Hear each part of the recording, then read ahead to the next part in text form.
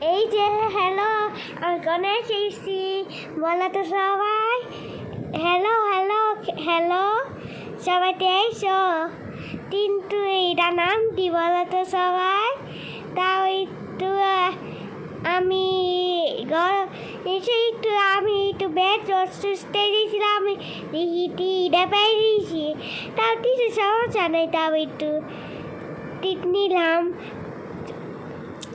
তারপরে হলো ডানে একটা আয়রন দিলাম, ডিমটা একটা বক্স বানায় একটা জিনিস বানিয়ে দিয়েছে, সেটা তো হইতাছে না। তারপর একটা আইডিয়া পাইছি, আয়রন দিলাম দেয় নে, ঠিক আছে। তারপরে হইলো ওনারে যে মশলা জল আছে না, ওই জলের নাম আমি তো এমনি তো জানি না।